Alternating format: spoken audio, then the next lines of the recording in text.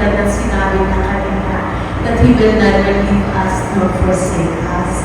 And in Romans 8:38-39, for I am convinced that neither death nor life, neither angels or demons, neither the present nor the future, nor any powers, neither height nor depth, nor anything else in all creation will be able to separate us from the love of God that is in Christ Jesus. Ano pong sinasabi nito?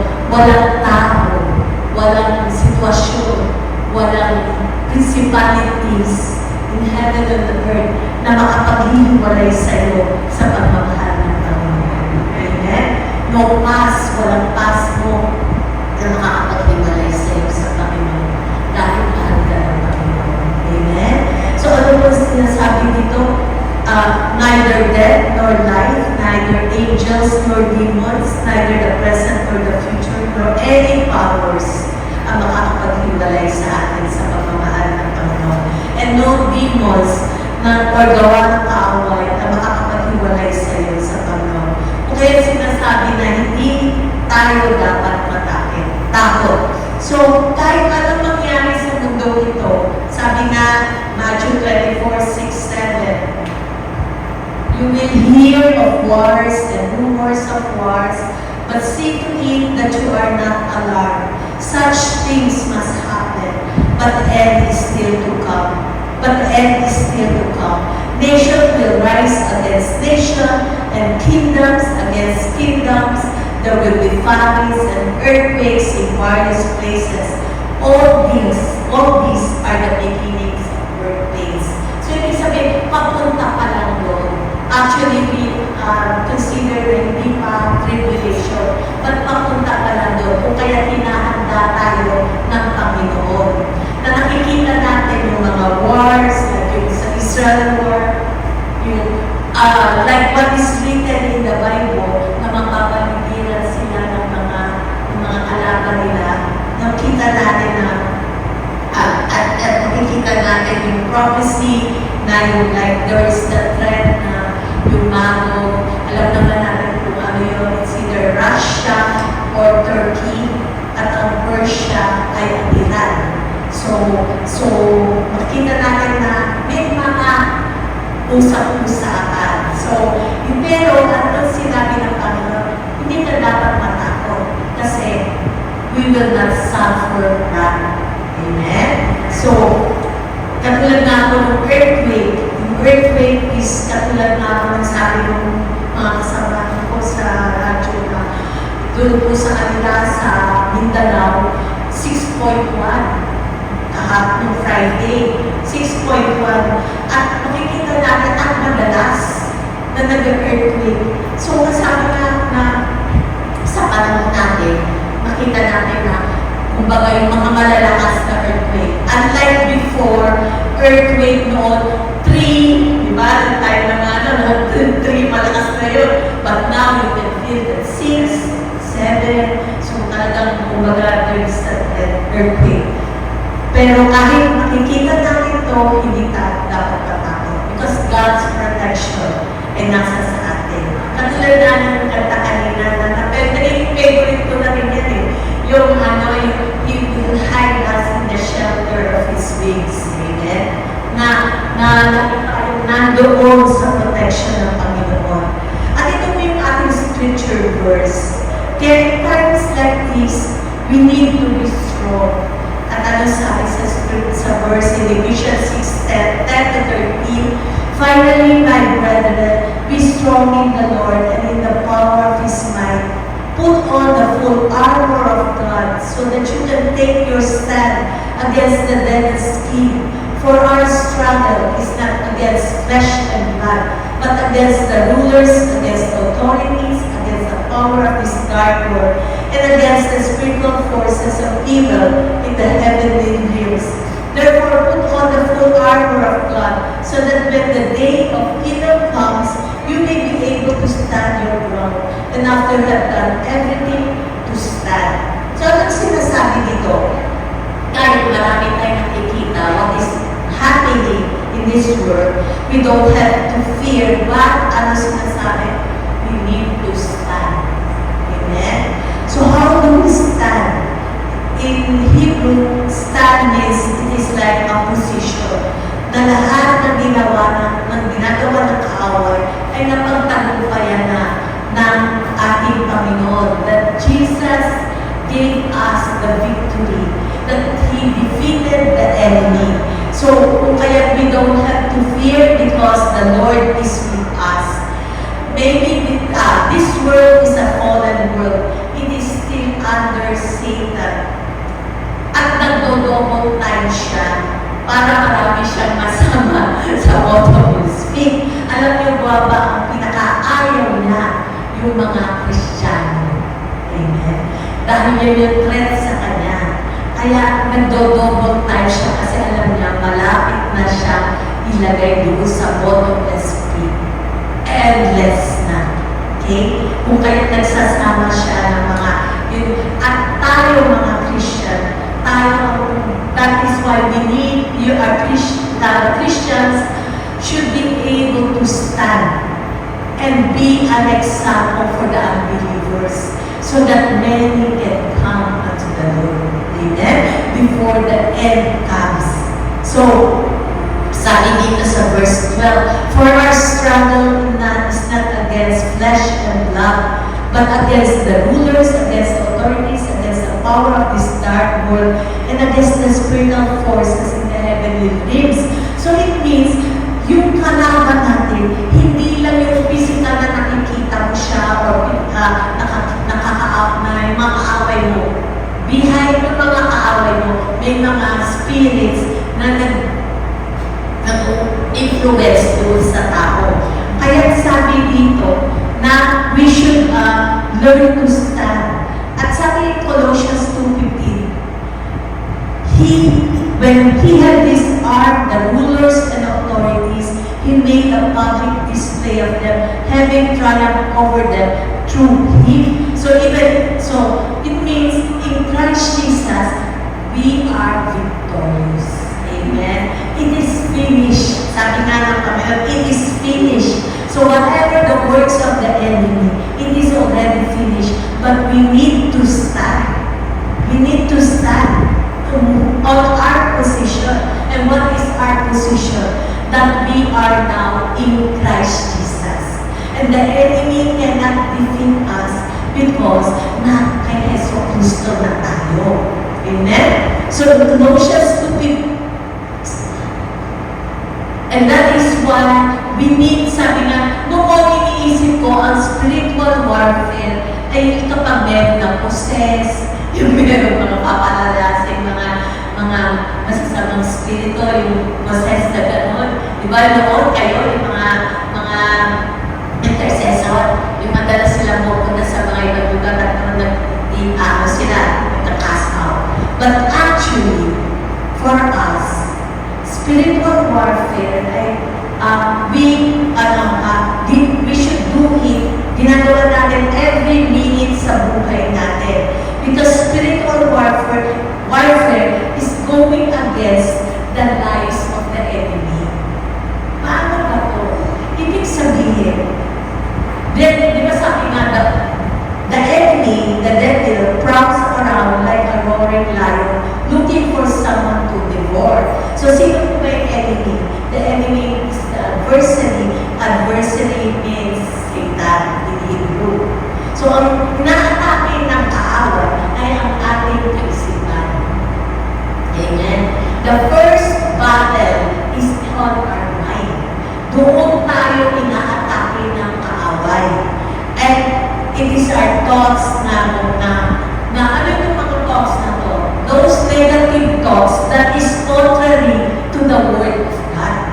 Yung mga sinasabi sa iyo ng kaaway na wala ka ng kwenta, yung kinokondemn ka of your past sins, or sinasabi sa iyo na there is no more future, no hope. That is what Satan is telling us. Those thoughts of condemnation. He injects fear and hopelessness sa atin. Kung for example, meron kang naramdaman, naku, may bukol ka. So next, naku, ano na yan? Isipin na in our mind, we will think na it might be cancerous or it might be like this. So, kung kaya, yun yung kumbaga, cause fear.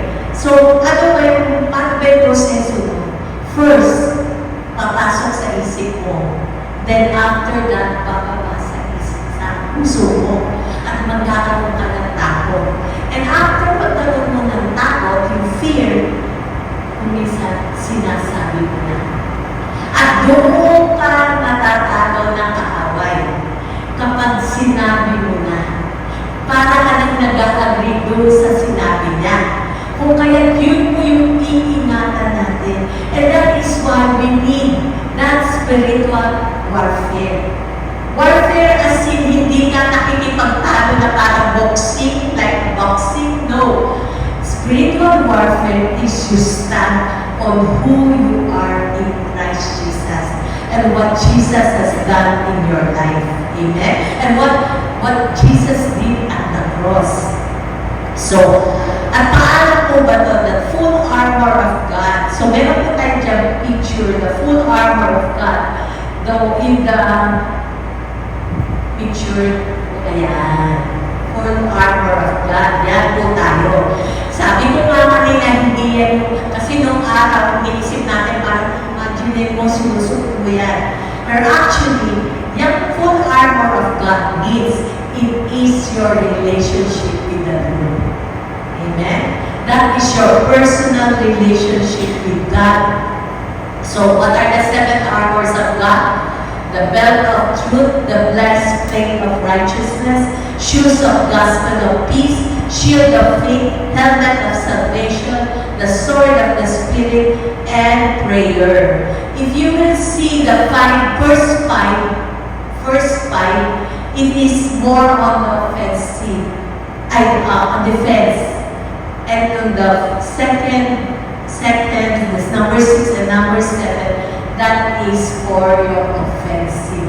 Kumbaga, yan yung weapon mo, panglaban mo na. Kumbaga sa basketball, defense ka pa. Pero para makashoot ka, kailangan mo nang lumusog at mag-shoot. At yun po yung ating pag-aaralan ngayon.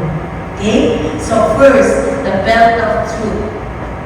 So in Ephesians 6:14, stand therefore having girded your waist and truth, having put on the breastplate of righteousness. So ano yung belt? Ano po ba yung use nito? It holds us together. Katulad na po ng sa Roman soldier, ito yung mahawak sa kanya. So makita natin sa picture na yung belt, yan, yung belt andon. So, yan po yung nag-hold ng lahat, ng sword, ng kanyang mga whatever dala niyang panglaban, ino-hold nun, at saka yung kanyang trouser. So, yun po yung gamit ng belt. So, anong sabi dito? The belt of truth. Who is the truth? Jesus. Amen. So, in John 14:6, Jesus answered, I am the way, the truth, and the life. No one comes to the Father except through me. So that is your first. Kumbaga, yan yung una. Kung mapapansin ninyo, nung inaanak ko to, kala ko pwedeng interchange na naman. Pero actually, nung sinabi yan sa verse, meron siyang ibig sabihin, talagang may pagkasunod-sunod. Kumbaga, it is yung sunod-sunod, yung may pagka-sequence, kumbaga, yun yung kumbaga kailangan. Iniisip ko kasi, ba't hindi ko kagad helmet? Kasi helmet, di ba yun ang susunod ko agad? Pero hindi pala, may ibig sabihin. So first is the belt of truth, because when you receive Jesus, that is the start of your armor. Because now you can stand together because of Jesus. Amen? So, next is the breastplate. And it means like having a personal relationship with Jesus because He is the truth. At sabi nga ba, Jesus is our Savior. Without Jesus, we are still under sin. Okay? So, Jesus is the way for us. Next, the breastplate of righteousness. Righteousness means right living an element of goodness that we are simply not capable on our own. So this is by the righteousness that we have in Christ Jesus. It protects sa soldiers, it protects yung chest niya. Kasi di ba kapag ng araw, ang unang para mamatay ang isang sundalo ay dito pinatamaan yung chest. At yung patay. Kung kaya ito, sinasabi ng Panginoon na napaka-importante your foundation, the righteousness that you have in Christ Jesus. Why? Because if basahin mo na natin 2 Corinthians 5:21. For He made Him who knew no sin to be sin for us, that we might become the righteousness of God in Him. So, ibig sabihin, our righteousness is in Christ Jesus. Not our own, because our own, kung minsan magagawa mo, you can do good work sometimes, but sometimes you cannot. But if you are in that, the righteousness is settled, that your righteousness is in Christ Jesus. That's why we can come boldly unto the throne room of God, because we know we are now justified because of the righteousness that we have in Christ Jesus. Because hinugasan na niya tayo ng kanyang dugo. Amen? Kung kaya makakalapit tayo sa Panginoon na walang takot, na walang condemnation, kasi ang righteousness natin nanggagaling sa ating Panginoon Yesu Cristo. Amen? So, number 3, the shoes of gospel of peace. So, it is Ephesians 6:15, and having shod your feet with the preparation of the gospel of peace. So, ang preparation means, the Greek word is foundation. So, gospel of peace is your foundation. Means, the word of God, Jesus is your foundation. Nung pagkabuhay muli ng ating Panginoong Yesu Cristo, the first time He met with the disciples, the first word that He said to the disciples, peace I give unto you. Diba? Sabi niya, may peace. Diba? Let there be peace. So, ibig sabihin, yung peace, bakit may peace ka na ngayon? Dahil hindi ka nakaaway ng Panginoon. Because you are now justified in Christ Jesus. No longer enemies of God, but child of the living God. Kung kaya you have now the gospel of peace, that is your foundation, because the word, you are now justified in Christ Jesus. You have that peace. Amen? Next, the shield of faith. The shield of faith in Ephesians 6:16. Above all, taking the shield of faith, and with which you will be able to quench all the fiery darts of the wicked one. So, ano po bang ibig sabihin ng fiery darts of the wicked one? First, ano bang ibig sabihin ng darts? In Greek, this means velos, means javelin, arrow, and ballistic or missile comes from that word. Kaya yung ginagamit ngayon sa Israel, yung mga ballistic, mga missile, dyan nang galing. Yan yung ginagawa ng kaaway. Alam mo yung javelin, parang ano yun yung, parang sword na gano'n. Yun yung pinakantama niya. At saka mga arrow. At saka yung ngayon, mas modern, ballistic missile. At alam mo ba yan ibig sabihin ng time natin? It means condemnation, guilt, fear in our life. So every time kapag may pumapasok na worry or fear sa atin or condemnation sa atin, we have that shield of faith. Ano yung shield of faith? Your faith on what the Word of God says. Yun yung ginagamit natin. That shield of faith, yan yung pananggapo. And you use the blood of Jesus, because the blood of Jesus covers us. Amen? That is your weapon.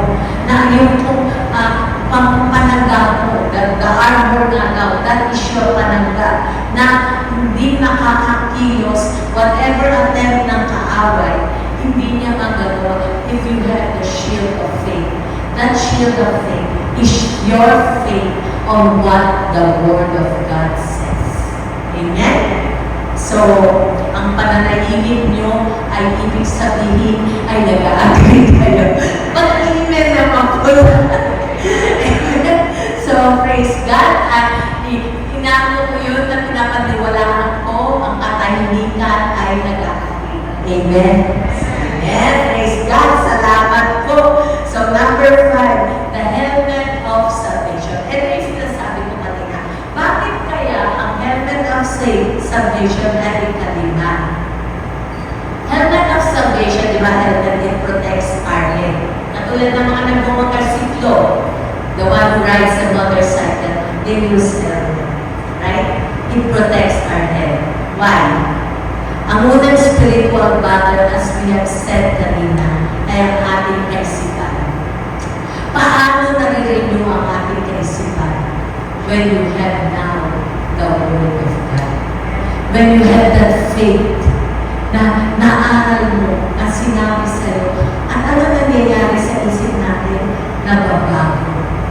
Instead of fear, you have now the trust and faith on what the Lord says. Amen? That is why the faith, ibig sabihin yung forna na defense mo, the belt of truth that you are now in Jesus, the righteousness na meron ka, every time na pumapasok sa isip mo, yung ginagawa mo, yung sinasabi ng kaaway sa brain mo, gabatan nga daw nasa isipan, bigla mong inaalala yung the breastplate of righteousness. Hindi. Tapos na yung kasalanan mo dati. Hindi mo na ako hindi mo na, wala na condemnation because Jesus is my righteousness. And that is what the helmet of salvation.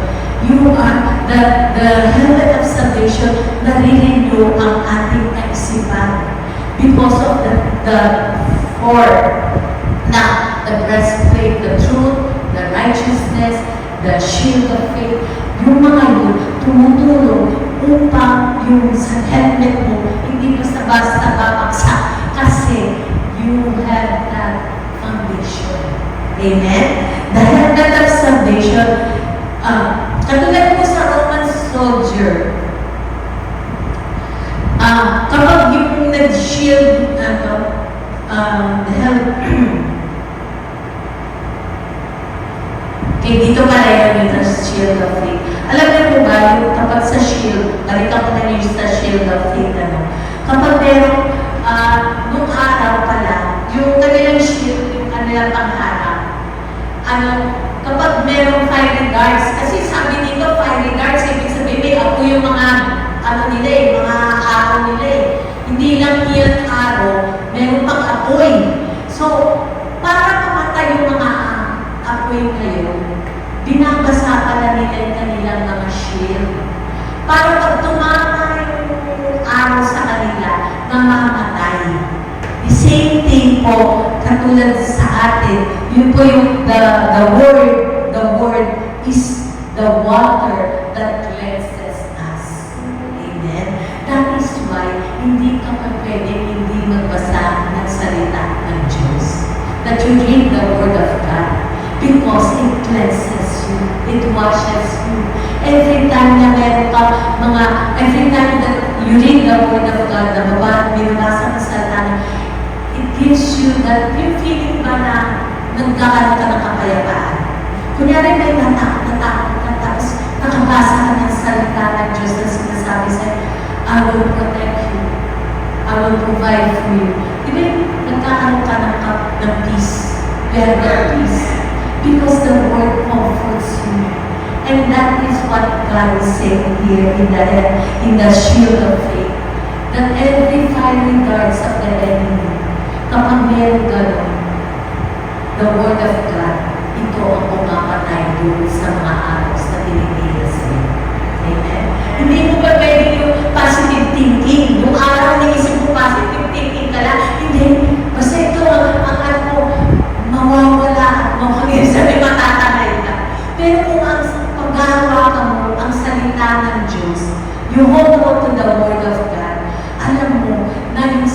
salita ng Diyos ay may kakayahan by itself. Because the Word of God is alive. Amen? It has its own capacity to fulfill by itself. Okay, so balik tayo dun sa helmet of salvation. It washes your mind by the renewing of, by reading the Word of God. At sabi nga po sa Romans 12:2, do not conform to the pattern of this world, but be transformed by the renewing of your mind. Then you will be able to test and approve what God's will, His good, pleasing, and perfect will. So be sober-minded and be watchful, because your adversary, the enemy, prowls around like a roaring lion, seeking someone to devour. So ibig sabihin po, we watch what we think. Kasi kung kaya kailangan po, di ba meron sinasabi, you take captive every thought that goes against the word, that against God. You take it captive. Ibig sabihin, every time na may pumapasok sa isip mo, na hindi umaayon sa salita ng Diyos, hulihin mo na. Alisin mo na, wag mo na entertainin. Kasi pag in-entertain mo pa, pinaupo mo doon, nag-kitty party kayo ng kawawa naman ako. Parang inapi ako doon Bakit gano'n? Yung ganyan, porkit ganito lang ako, ayun, mahaba na yan, di ba? So, ang sinasabi dito sa Word of God, take every thought captive. Ibig sabihin, that speaks against, that goes against the Word of God. So, huliin mo na, huwag mo nang patagalin. At ano gagawin mo? By the Word of God. Amen? Yun yung kumbaga, eto na yun, nauunahan ko eh. So, dito tayo sa the sword of the Spirit. So, the sword of the Spirit is the Word of God. The Word is the Rema, the now Word of God, the specific word in season spoken by God. When you are tempted, the most effective weapon that God has given to us is the Word of God. Pinakita ito ni Jesus when He was tempted in the mountain.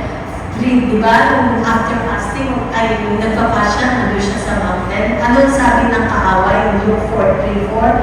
The devil said to him, if you are the Son of God, tell this stone to become bread. And anong sabi ni Jesus? It is written. It is written. It is the word. Man shall not live by bread alone. Amen? Anong panglaban mo? Ito nga yung sinasabi natin, ito ang mga sandata mo, the Word of God. Amen? So, in another pa nga yung pinakita dito in Luke 4:6-8, and He said to him, I will give you all authority and splendor. It has been given to me, and I can give it to anyone I want. If you worship me, it will all be yours. Ano sagot ni Jesus? It is written, worship the Lord your God and serve Him only. Yun ang pinaglalaban ng Panginoong Jesus, the Word of God. Amen? The same thing with us. When there is that thought na hopelessness, ano sabi ng Panginoon? Your future. Sabi nga niya dun sa, I know my plans for you. Plans to prosper you and give you hope in the future. Amen? Kumbaga, it is settled. He has a great plan for each one of us. Amen? So, no matter what is happening in this world, nothing can stop the plan of God for our lives. Amen? Sa plano ng Panginoon sa atin. At next, akala ko doon, iisip ko, ay 6 lang siya eh. Pag titignan ko parang 6. Pero actually, meron pang kasunod yan. Yung number 7. Pray in the Spirit. Makikita mo yan in Ephesians 6:18. So, hindi pinuputol ng Panginoon doon sa number 6 because 7 is the number of God. Amen? Sabi mo, isipin mo, 6 yun eh. Pero actually, in Ephesians 6:18, kasunod dyan, di ba? Kasunod dyan sa the sword of the Spirit, di ba? In Ephesians 6:18, praying always with all prayer and supplication in the Spirit, being watchful to this end with all perseverance and supplication for all the saints. So, ibig sabihin po, pray in the Spirit. Have that relationship with the Lord. You communicate with the Lord. At praying in the Spirit means you pray in tongues. Kasi di ba, limited yung, I'm sure yung meron na yung mga tongues na tayo. Huwag natin ihinto. Tuloy-tuloy lang natin. And you know, it is better that speaking in tongues is very powerful because sabi nga, God knows everything what is happening. The Spirit of God knows what is happening. Every area, every situation, alam na. Tayo, kapag nag-pray tayo, kung ano lang yung nakikita natin. Pero the Spirit knows everything. That is why when you pray in the Spirit, the Holy Spirit will teach you how to pray. Para alam mo na kung saan itatama. And the Lord will lead you. The Lord will tell you what is happening inside you. He will give you a word, the Rema word, on what to do. That is the, sabi nga natin, the Rema word is the now word of God for you. There are so many promises in the Bible, so many promises in the Bible. But in a particular situation, binibigyan ka ng Panginoon kung ano ang dapat mong gawin. Amen?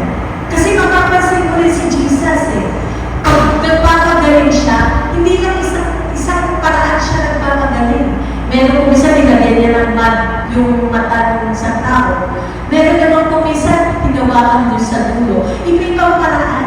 The same thing. Bakit sa tingin mo? Because it just shows that you have to be dependent on what God is saying. You have to be dependent on Him. Lord, lead me in everything na gagawin ko. Amen? Kasi kung alam mo na, ay, lagi naman gano'n Itong sitwasyon na to, gano'n naman lagi Pero actually, iba-iba ang paraan ng Panginoon sa buhay natin. Amen? And that is why He wants all of us to become humble before the Lord. Because if you know na you cannot do it by yourself, you became humble before God. Asking and seeking Him. Asking Him what to do sa every situation ng life natin. Amen? So, sabi nga, God is omnipotent. Omnipotent meaning all-powerful, omniscient meaning all-knowing, and omnipresent meaning present everywhere at all times. Ganyan po ang ating Panginoon. Alam niya ang nangyayari sa lahat ng sitwasyon ng buhay natin. Ang kaaway, hindi mo siya omniscient. Hindi niya alam kung ano yung iniisip mo. Kung kaya, kapag meron kang iniisip na, di ba yung kunyari sinabi sa'yo ng kaaway, ang buko mo talaga, di ba? Tapos ikaw naman, minsan nag-a-agree ka na, oo nga, ang buko ko talaga, di ba? I-agree mo yung sinasabi ng kaaway. Hindi tawa-tawa siya. Kung kayo sasabihin, no, I have the mind of Christ. Amen? Kapag sinasabi ng teacher mo, hindi, huwag mo tanggapin yun. I have the mind of Christ. Amen? So that is what kaya nga, we need to seek His presence and pray. So, the enemy, kaya be careful with what you say. Kapag you don't have anything good to say, then don't say it. Yun na lang, manahimik ka na lang. Kunyari puputok ka na, huwag kang manahimik ka na lang. Amen. And Lord, tulungan mo ako. Di ba, minsan meron talagang mga makukulit, na makukulit sa kukulitin ka ng kukulitin, kaya hindi ka mag-init ang ulo mo, di ba, gano'n? So, kung mga gano'ng instance, tumahimik ka na lang. peace of God be upon you. At pag nangyari na yun, oh Lord, thank you, Lord. You are my peace. O di, at mananahimik na yun. Makikita mo, natahimik na yun, namumulit sa'yo. Amen? And the same thing with the enemy. If you speak the word, the enemy cannot touch you. Kasi the word of God is powerful. It is like a double-edged sword. Kung kaya yun po yung pagkahawakan natin. Amen? Amen? Thank you so much for that one. Amen? Amen? Thank you, Lord. So, nag-amen po sila. Salamat po. So, praying in tongues, it builds you up and keeps you in the love of God.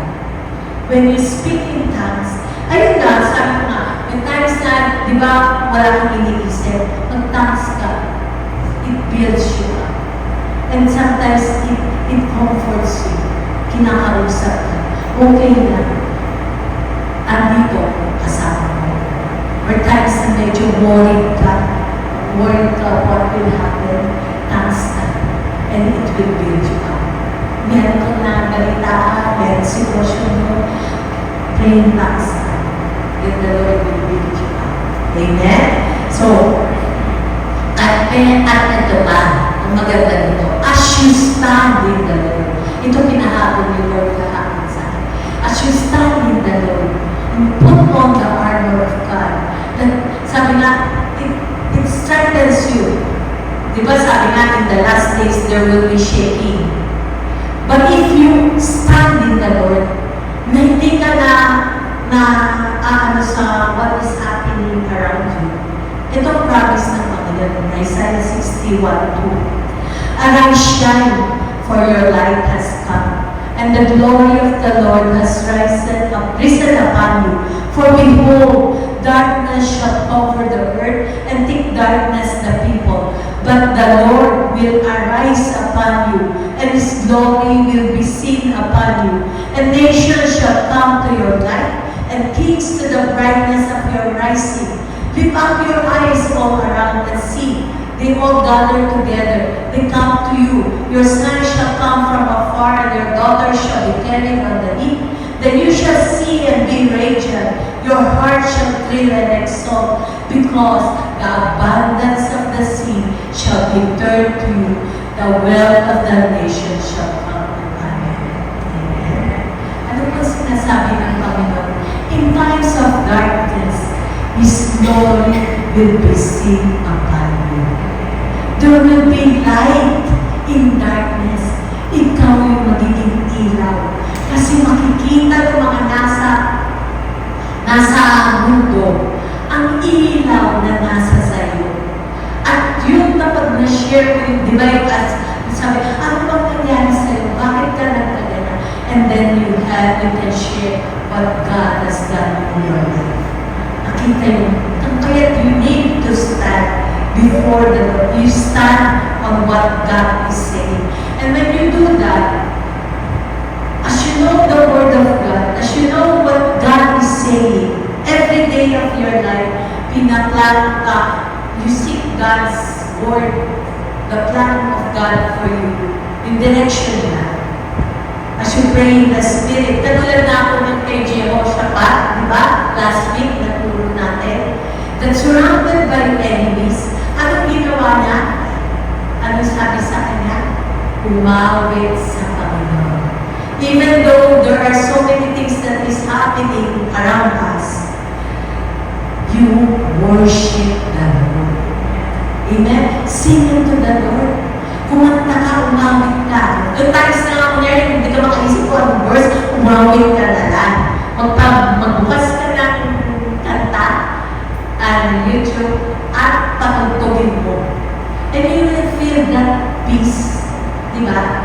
Kasi kapag puro news yung pinakinggan mo, puro news na mga nangyayari sa paligid, di ba parang kumakabog yung puso mo? Nagkakaroon ng palpitation. Pero when you listen unto yung mga songs na mga hindi naman yung mga songs na mga rock pa. Hindi naman. Mga songs na worship songs that give praise unto the Lord. Alam mo, tumatahimik yung puso. Diba? nagkakaroon ng peace. Because there is that, sabi, yung presence ng Panginoon, there is that joy and peace. Amen? So pray in the Spirit, you sing unto the Lord, and ang maganda dito, you will be at the right place at the right time. Amen? When you seek God's presence, and He directs you, dito ka anak, dito ka pumesto, and you will see kung paano kapagpapalaki ng Panginoon.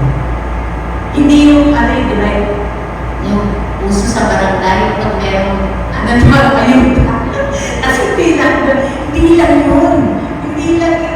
Didiretso yung ka ng Panginoon, dito ka pumunta. Ito ay, kumbaga, dito ka dito kita i-bless. And sometimes God uses people. He uses people to magbigay ng favors sa iyo. Sometimes, He gives you direction. Dito ka pumunta dahil dito kita dinadala. Ito ang trabaho gusto kong gawin mo. Makikita mo how God bless you. Amen? So, different plans, different direction, different ways for God to bless us. Kung isip na, paano kaya mangyayari yung transference of wealth? Parang wala akong makita. Pero sa Panginoon, madali lang yan. Kung ngayon, napakadali na mag-online, mag-transfer, di ba? May Gcash na. Pero nun, ang bilis mag-transfer, sa dali lang. How much more God, who owns everything, who created everything, how much more God can bless us. And He knows your address. Maganda naman, He knows your address kung nasaan ka.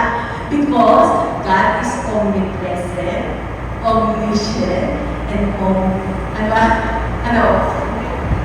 yung tatlo. Basta, yun. Yung omnipresent, omnipotent, and omnipresent. So, nandun siya. Alam niya kung nasa omnipotent, omnipotent, omniscient, and omnipresent. Alam niya kung nasa saan ka. Kaya huwag ka mawawala. Huwag ka mag-absent. Always present. Kasi pag sinabi ng Panginoon ang blessing, ang doon ka, nakatanggap ka na, di ba? Hindi, nagbigay ka ng blessing, nandun ka sa kabila. Parang sa basketball, pagpasag ka doon, nandun ka. Di ba? Hindi. Nandun ka kung saan ibibigay. Kasi, kinamusap ka ng Panginoon. Amen? So, praise God. Thank you, Lord, for your words and in your promises, O God. We thank you, Lord God, na Panginoon, alam ko, Panginoon, na Ikaw, Panginoon, na mag-bless sa bawat isa. And we thank you, Lord God, for your love. In Jesus' name we pray. Amen. Amen. In the same manner, we also took the cup after supper, saying, this cup is the new covenant in my blood. This do as often as you drink it in remembrance of me. Let us now drink together. Thank you, Lord Jesus. We thank you for the blood that was shed for us, Lord. We thank you for the blood that protects us. We thank you, Lord God, that because of Him, we have the victory. In Jesus' name we pray. Amen. Amen. Ngayon naman po ay dumako tayo sa tithes and offerings.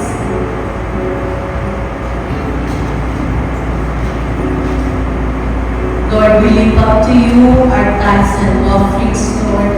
Ikaw, Panginoon, ang aming supplier, ang provider, O God. You are, O Lord God, our source of everything.